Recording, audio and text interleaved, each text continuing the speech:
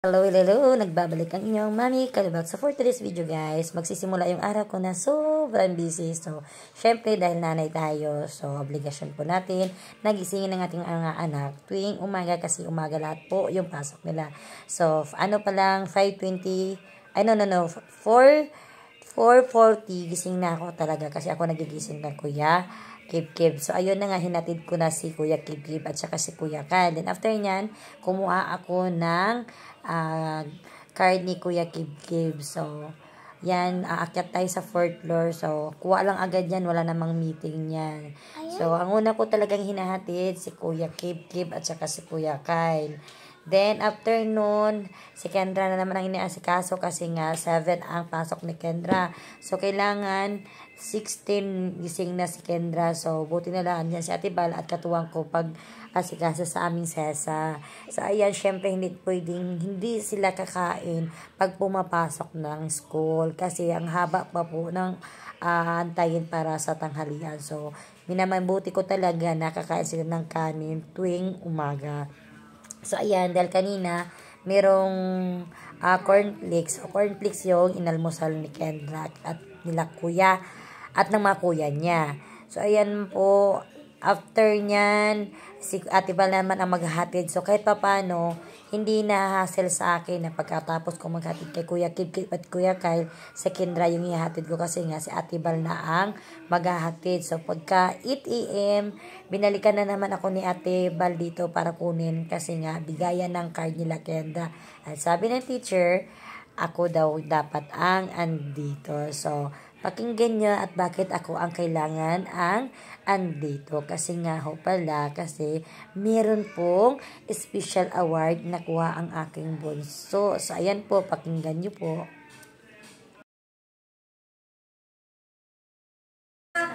Tunghayan po yung mga pinakitang malas ng inyong mga estudyante sa kanilang akademiko at sa kanilang ipinakitang pag-uugali dito sa silid-aralan.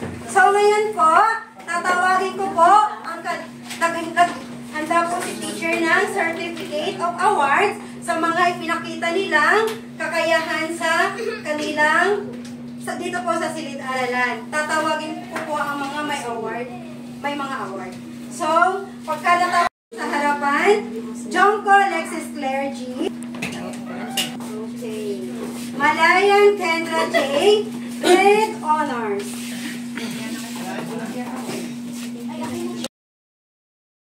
So, after naman magkuha yung card ni Kendra, dali-dali naman umuwi ng bahay kasi kailangan 9:30 makauwi na agad ng bahay kasi nga aalis kami ng pamangkin ko kasi ako po yung sasama sa kanya sa kanyang therapy. So, ayan po, 9:30, sibat na kami ni Papang Bin at kinakasapan ko muna si Papang Bin na ihatid kami para hindi kami magko-commute. So, sa totoo lang guys, 11 AM kailangan kuhaan ng card ni Kuya Kyle, kaso hindi talaga kinaya kasi nga nakapag-commit po ako sa pinsan ko na ako sasama sa pamangkin ko. So, okay lang naman kasi ando naman din si Ate Valerie, siya na lang din ang kumuha ng card ni Kuya Kyle. So, not bad naman kasi. So, ayun na nga, nandito na po kami, nakarating na po kami. Kailangan kasi 10 AM, sakto nandito po kami kung saan magti-therapy yung pamangkin ko. Then after nyan, alis muna ako kasi 2 hours yung therapy niya.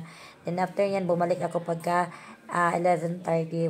So, habang nag-aantay sa kanya, Facebook muna dito. So, iniisip ko kasi na dapat talaga makauwi kami bago mag 1 PM kasi nga may meeting naman sana sila Kendra. So, yun na nga.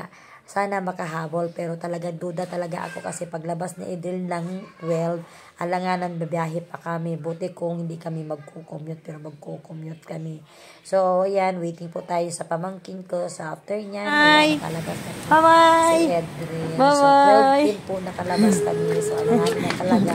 Kasi Mami. kami pauwi sa Yan guys. So, ayan na po yung pamangkin ko.